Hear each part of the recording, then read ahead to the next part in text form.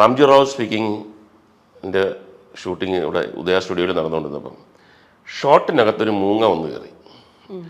അപ്പം സിദ്ദിഖ് ലാലിന് കട്ട് പറഞ്ഞിട്ട് മൂങ്ങയെ ഓട്ടിച്ചിട്ട് ചെയ്യണമെന്നുണ്ട് പെട്ടെന്ന്. പക്ഷെ പുള്ളി മൂങ്ങ ഒരു ശല്യം ഇല്ലായിരുന്നു, തൊട്ടപ്പുറത്തിരുന്ന് ആ ഷോട്ട് അങ്ങ് ഫിനിഷ് ചെയ്തു. അപ്പോൾ എല്ലാവരും അതിനിടയ്ക്കൊരു മൂങ്ങ വന്ന് കയറി. അപ്പം മൂങ്ങ വന്ന് സംസാര വിഷയമായി.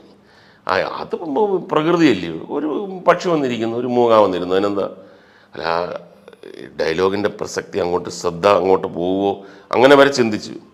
ഇനിയിപ്പോൾ എടുക്കാനൊന്നും പറ്റത്തില്ല, ഡയലോഗെല്ലാം ക്ലിയർ ആയിരുന്നില്ല, അത് വിട്ടു. പടം ഒരു 10 ദിവസത്തേക്ക് വേണ്ടി എടുത്ത 2 ആഴ്ചത്തേക്ക് വേണ്ടി എടുത്ത ഒരു സിനിമയാണ് ഈ റാംജി റാവു. ഓണത്തിന് 2 ആഴ്ച മുമ്പ് ഇറക്കിയിട്ട് ഓണത്തിന് വലിയ പടങ്ങൾ അങ്ങനെ പല തിയേറ്ററിലും ഒപ്പിട്ടിട്ടുണ്ട്, എഴുതി ഒപ്പിട്ടിട്ടുണ്ട്, കോൺട്രാക്റ്റ് ഉണ്ട്. പടം ഹിറ്റായി, സൂപ്പർ ഡൂപ്പർ ഹിറ്റായി. പല തിയേറ്ററിൽ നിന്നും കോൺട്രാക്റ്റ് അടിസ്ഥാനത്തിൽ മാറ്റിയിട്ട് ഇറങ്ങിയ പടങ്ങൾ പൊളിഞ്ഞതുകൊണ്ട് വീണ്ടും തിരിച്ചു കയറി 150 ദിവസവും 200 ദിവസം ഓടിയൊരു പടമാണ് റാംജി റാവു. ആ മൂങ്ങ വിട്ടില്ല. കുറേ ആൾക്കാർ ആ മൂങ്ങ വന്നിരുന്നില്ലേ, അത് ലക്ക. അങ്ങനെ ഇതങ്ങോട്ട് ഭയങ്കരമായിട്ട് അങ്ങോട്ട് ഇതായിട്ട് ഒരിക്കലും 2 ആഴ്ചത്തേക്ക് ഒരു പടം മൂങ്ങ വന്നിരുന്നിട്ട് 150 ദിവസം ഓടി മൂങ്ങ എന്ന് പറഞ്ഞു. പിന്നീട് മൂങ്ങയ്ക്ക് വേണ്ടി ഓടുക എല്ലാവരും. ഒരു പടത്തിനകത്ത് മൂങ്ങയുടെ ആവശ്യമൊന്നുമില്ല, പറത്തി വിടുക. അപ്പം എവിടെയൊക്കെ സിനിമ തുടങ്ങുന്ന ദിവസം മാറ്റിവെച്ച് 21-ാം തീയതി തുടങ്ങേണ്ടത് എന്താ ഇടുക്കിയിൽ നിന്നൊരു മൂങ്ങ ഒഴിവെന്ന് പറഞ്ഞ് വന്നില്ല. മൂങ്ങ വരുമ്പോൾ എന്നും മൂങ്ങ വരുന്ന അന്ന് മറ്റേതൊക്കെ വിട്ടു, മറ്റേ വിശ്വാസങ്ങളൊക്കെ വിട്ടു, ഈ രാഹുകാലം മറ്റേതൊക്കെ മൂങ്ങ എന്ന് പറഞ്ഞിട്ട് അവസാനം ഈ മൂങ്ങ ഒന്ന് കളിച്ച് മലയാള സിനിമയിൽ ഇൻ ഹരിഹറിനായിരുന്നു ഞങ്ങളെല്ലാവരും ഇവിടെ പോവുക. ഫസ്റ്റ് ഡേ പിന്നെ ആലുവയിലുള്ളൊരു സ്ഥലത്താണ്. ഡയറക്ടർമാരും എല്ലാവരും ഉണ്ട്. ഞങ്ങൾ എല്ലാവരും ഒരു കാറിനകത്ത് ഇങ്ങനെ അംബാസഡർ കാറാണ്, തള്ളി കയറും. വളവ് തിരിഞ്ഞത് ഒരു പക്ഷി വന്നിടിച്ച് എല്ലാവരും കൂടെ ഒരു മൂങ്ങയാണ്. അപ്പം മൂങ്ങ ഇങ്ങനെ ദിവ്യമായിട്ട് ഇരിക്കുന്ന സമയത്ത് മൂങ്ങയെ ഇടിച്ച് കൊന്നിരിക്കുക. അപ്പോൾ എല്ലാവരും ഒരു മൂകത വന്നു, ഒരു ഭയങ്കര സൈലൻസ് വന്നു. ഡ്രൈവർ എടുത്തല്ലേ സൂക്ഷിച്ചു പോകണ്ട, എന്തൊരു സ്പീഡാണ് നീ എന്നൊക്കെ പറയുന്നുണ്ട്. അപ്പോൾ മൂങ്ങ ചത്തുപോയി. അപ്പം ഞാനവിടെ നിന്നുകൊണ്ട് പറഞ്ഞു, ഇനി ഇത് വലിയ കുഴപ്പമാവുമോ? ഇയാൾ ചുമ്മാ ഒന്നും പറയണ്ട കേട്ടോ. മൂങ്ങ ഇടിച്ചു അല്ല, നമ്മൾ പറഞ്ഞു മൂങ്ങ ഒരു ഭാഗ്യപക്ഷിയായിട്ട് നിൽക്കുമ്പോൾ ഇങ്ങനെ ഇടിച്ച് കൊന്നുക പറഞ്ഞു കഴിഞ്ഞാൽ ഈ പടത്തിൻ്റെ ഗതി എന്താവും എന്നൊക്കെ പറഞ്ഞിട്ട് ഞാനിത് ഇളക്കി. പക്ഷേ എല്ലാവർക്കും ഒരു മനസ്സിലൊരു വിഷമം ഉണ്ടായിരുന്നു. ഈ ഹരിഹർ നഗർ സൂപ്പർ ഡൂപ്പർ ഹിറ്റായപ്പോഴാണ് മനസ്സിലായത് കഥയും അഭിനയവും സിനിമയുമാണ്, മൂങ്ങയല്ല ഇതിൻ്റെ കാരണം എന്നുള്ളത്.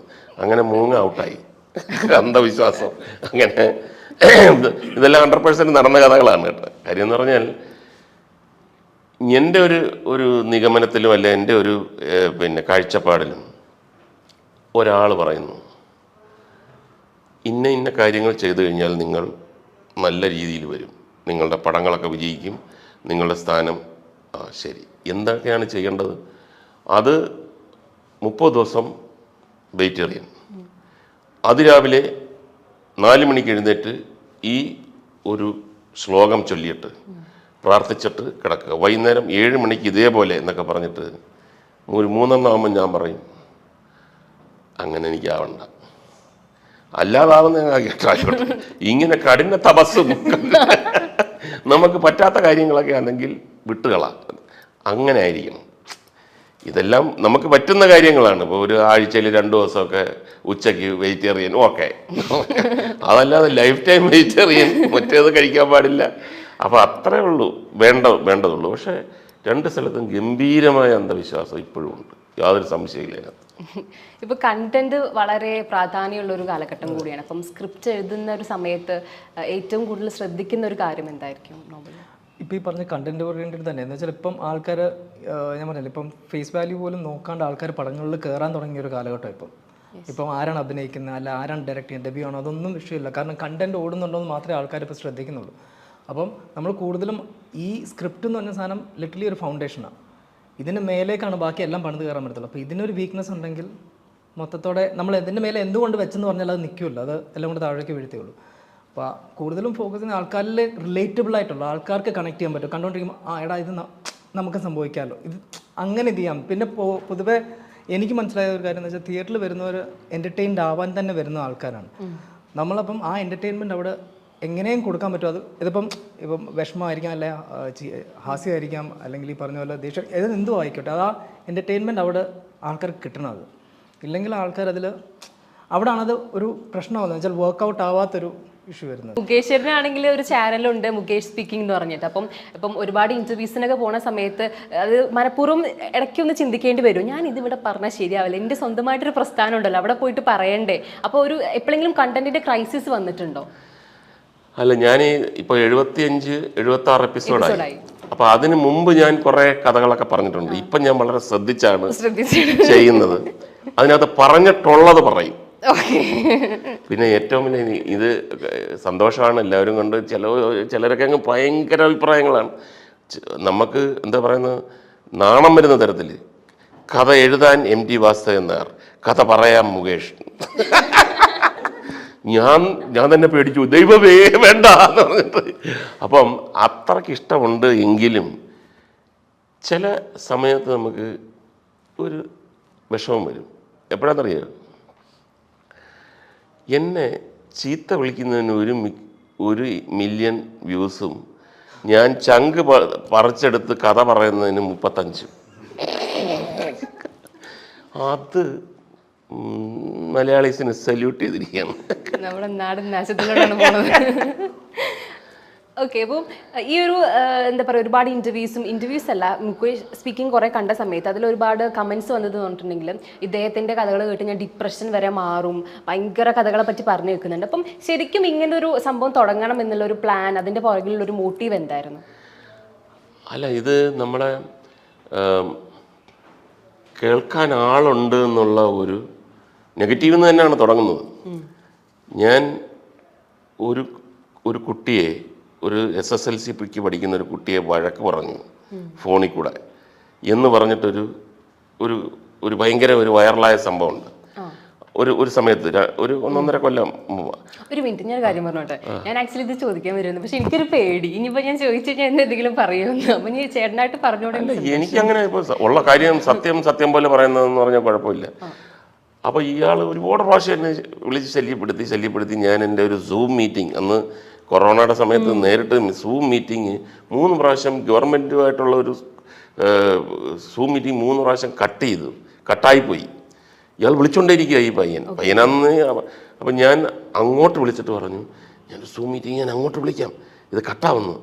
വീണ്ടും വിളിച്ചപ്പോൾ ഇത് പോയി, പിന്നെ വരുന്നില്ല, കിട്ടുന്നില്ല.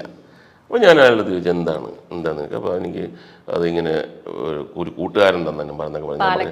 കൂട്ടുകാരനെ, അങ്ങനെയാണെങ്കിൽ കൂട്ടുകാരനെ അടിക്കണം. അവിടുത്തെ ഇതെന്ന് പറഞ്ഞു കഴിഞ്ഞാൽ നമ്മുടെ സംസ്കാരത്തിൻ്റെ, നമ്മുടെ ശീലമാണ്. നമ്മളിപ്പം ഒരു കുട്ടിയെ കണ്ട് നല്ല ചൂരല് വെട്ടി അടി തരും എന്ന് പറഞ്ഞാൽ അടിക്കാനാണോ? അതൊക്കെ ഒരു വാത്സല്യത്തിൻ്റെ പുറത്താണ്. പക്ഷേ MLA ആയതുകൊണ്ട് അതിന് വേറൊരു കളർ നൽകി. ഉച്ച കഴിഞ്ഞപ്പോഴത്തേക്ക് അച്ഛനും മകനും എന്നെ വിളിച്ചിട്ട് ഞങ്ങൾക്ക് ഒരു പരാതിയില്ല, മറിച്ചാന്നൊക്കെ പറഞ്ഞിട്ട്. അപ്പം 3 ചാനൽ വിളിച്ചിരിക്കുക ഇവരെ ചർച്ചയ്ക്ക് വൈകുന്നേരം. അപ്പം എൻ്റെ അടുത്ത് ചോദിച്ചു, ഇങ്ങനെ ചർച്ചയ്ക്ക് വിളിച്ചിട്ടുണ്ട്, പോകണം. ഞാൻ പറഞ്ഞു, കാര്യം എന്ന് പറഞ്ഞു കഴിഞ്ഞാൽ നിങ്ങൾക്ക് ഒരു ഓപ്പണിങ് കിട്ടുമല്ലോ, അത് എൻ്റെ ചിലവിലാണെങ്കിൽ ആയിക്കോട്ടെ, പക്ഷെ അത് പോകണം.